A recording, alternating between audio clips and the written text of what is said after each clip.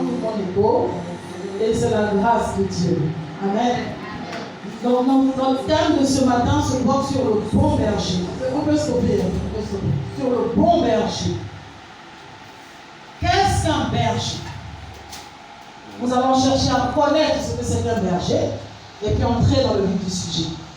Déjà, je bénis les nouvelles personnes parce que je vois qu'il y a de nouvelles personnes. Soyez bénis dans le nom de Jésus. On espère que dimanche prochain, vous viendrez avec des gens pour écouter la bonne nouvelle. Donc, que Dieu vous bénisse. Donc, un berger est une personne chargée de guider et de prendre soin des troupeaux de moutons ou par extension le bétail dans les prairies ou les zones montagneuses. Amen. Amen. Qui as-tu comme berger? C'est ma question de ce matin. Qui as-tu comme berger? Donc ce qu'il faut savoir, c'est qu'il y a deux entités dans ce monde. Et ces entités caractérisent ce monde. Quelles sont ces entités? Je vais permettre à ce que tout le monde participe. Amen. Quelles sont ces deux entités qui caractérisent le monde? Si quelqu'un a la réponse. N'ayez pas honte, avec Dieu on n'a pas honte. Amen. Il dit que celui qui a honte de moi, au jugement dernier, j'aurai honte de lui. N'ayez pas honte. Donc ces deux entités sont le bien et le mal. Amen. Donc dans le bien, nous avons le bon berger. Et dans le mal, nous avons le mauvais berger. Et les actes que nous posons déterminent dans quelle bergerie nous nous situons. Si nous posons de bons actes, nous avons de bonnes pensées à l'égard d'autrui. Nous avons, comment dirais-je, nous prenons la veuve et l'orphelin en compassion. Parce que Dieu le dit qu'il soutient la veuve et l'orphelin. Donc si ces personnes-là, nous les avons, nous les soutenons, nous sommes dans la bonne bergerie. Mais lorsque nous faisons le contraire, nous ne sommes pas dans la bonne bergerie.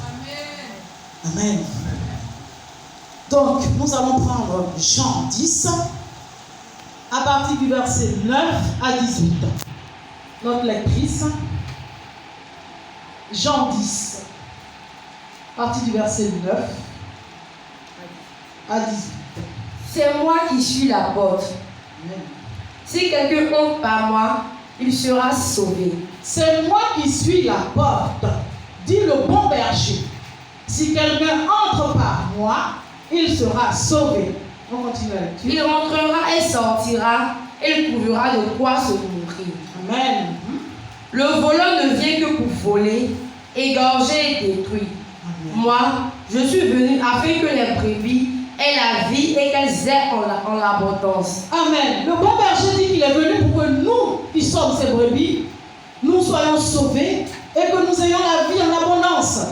Voici ce que dit le bon berger. Mais que ferait le mauvais berger? On va en venir. On continue la lecture.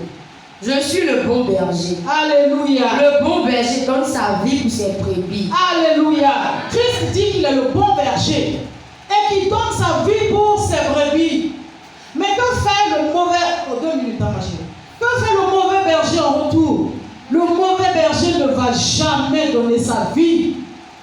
Le mauvais berger va te réclamer une vie. Au contraire. Amen. Amen.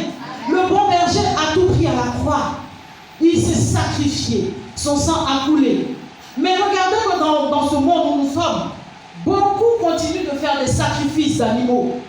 Alors que Christ a déjà pris à la croix, il s'est sacrifié. Donc, est-ce que cela vaut la peine? Il faut se poser la question. Le bon berger te dit qu'il a déjà tout pris.